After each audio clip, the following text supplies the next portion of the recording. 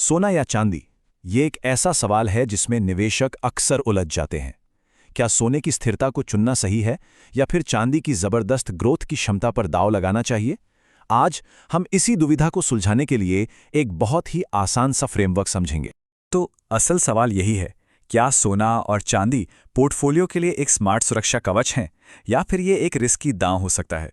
चलिए इस सवाल की तह तक चलते हैं। तो आज हम क्या क्या देखने वाले हैं। सबसे पहले हम ये समझेंगे कि पोर्टफोलियो में कीमती धातुओं की आखिर ज़रूरत ही क्यों है। फिर हम सोना और चांदी के बीच के फ़र्क को जानेंगे। इसके बाद हम एक प्रैक्टिकल एलोकेशन प्लान बनाएंगे और आखिर में एक ऐसे जाल से बचेंगे जिसमें कई निवेशक फंस जाते हैं। चलिए सबसे पहले और सबसे बुनियादी सवाल से शुरू करते हैं।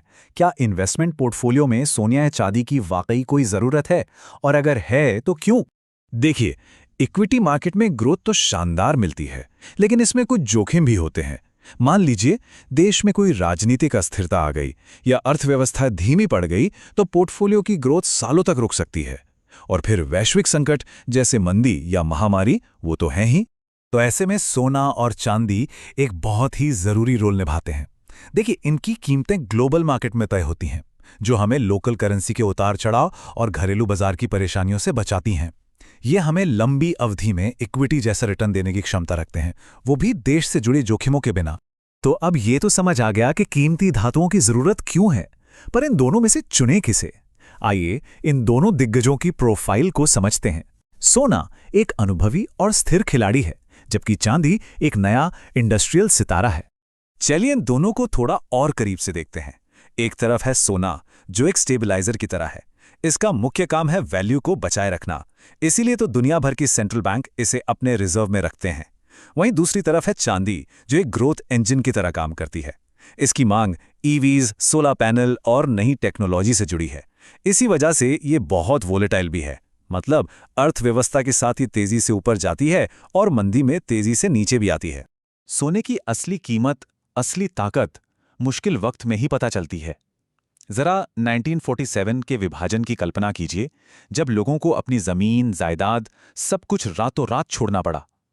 उस वक्त जमीन के कागजों की कोई कीमत नहीं थी, लेकिन जिसके पास थोड़ा सा भी सोना था, वो उसे लेकर एक नई जगह पर अपनी जिंदगी फिर से शुरू कर सकता था। यही है सोने की असल ताकत। ये वैल्यू का एक यूनिवर्सल स्टोर है। चलिए अब सबसे काम की बात पर आते हैं। अपने पोर्टफोलियो में सोने और चांदी को कितनी जगह देनी चाहिए?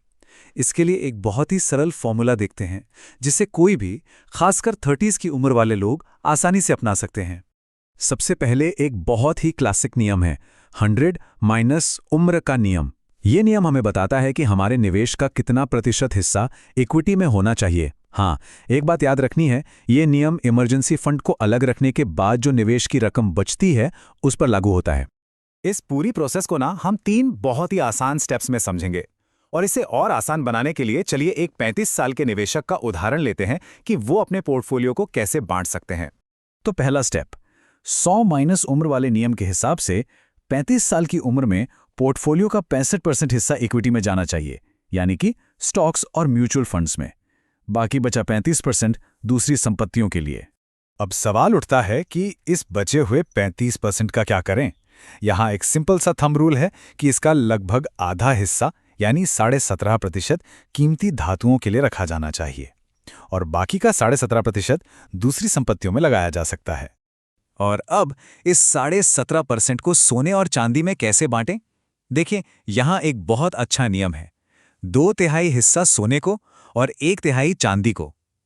अब शायद मन में सवाल आए कि ऐसा क्यों? क्योंकि सोना पोर्टफोलियो को स्थिरता देता है, जबकि चांदी अपनी अस्थिरता के साथ ग्रोथ की संभावना देती है। तो ये स्थिरता और ग्रोथ का एक बहुत अच्छा संतुलन बन जाता है।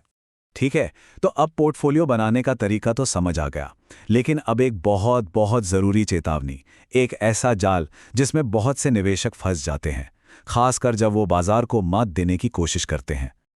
आपने गोल्ड टू सिल्वर रेशियो के बारे में ज़रूर सुना होगा। आमतौर पर 1 ग्राम सोने की कीमत 70 ग्राम चांदी के बराबर होती है। बहुत से लोग सोचते हैं कि जब ये रेशियो बिगड़ता है तो खरीदने या बेचने का एक मौका बनता है, पर क्या सच में ऐसा है? यहां एक बहुत जरूरी सवाल उठता है। मान लीजिए रेशियो 80:1 हो गया, जिसका मतलब है कि चांदी सोने के मुकाबले सस्ती हो गई है। तो अब क्या होगा? क्या चांदी का भाव ऊपर जाएगा या फिर सोने का भाव नीचे गिरेगा ताकि रेशियो वापस नॉर्मल हो जाए? और बस यही है वो जाल। लोग ये सोचकर चांदी खरीद लेते हैं कि भाई ये तो सस्ती है, इसका दाम तो बढ़ेगा ही। लेकिन जरा सोचिए, क्या हो अगर चांदी का दाम वहीं का वहीं रहे और सोने का दाम गिरकर रेशियो को वापस 70:1 पर ले आए?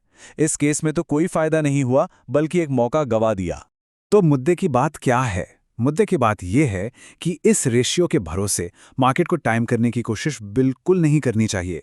ये कोई भरोसेमंद इंडिकेटर नहीं है और इससे नुकसान भी हो सकता है। तो चलिए फटाफट से सारी जरूरी बातें दोहरा लेते हैं। अपने निवेश की शुरुआत 100 - उम्र नियम से करें। अपने पोर्टफोलियो में स्थिरता के लिए सोना और ग्रोथ के लिए चांदी दोनों को जगह दें। निवेश करने का सबसे आसान तरीका है ETFs में SIP के जरिए, जिसे नियमित रूप से थोड़ा थोड़ा निवेश होता रहता है। और सबसे जरूरी बात, सोने चांदी के रेशियो जैसे सट्टा संकेतकों के आधार पर बाजार को टाइम करने की कोशिश कभी ना करें। आखिर में बस एक बात याद रखिए, निवेश का लक्ष्य बाजार की भविष्यवाणी करना नहीं है। लक्ष्य एक ऐसा मजबूत और डाइवर्सिफाइड पोर्टफोलियो बनाना है जो बाजार के हर उतार चढ़ाव का सामना कर सके, ताकि भविष्यवाणी करने की जरूरत ही ना पड़े।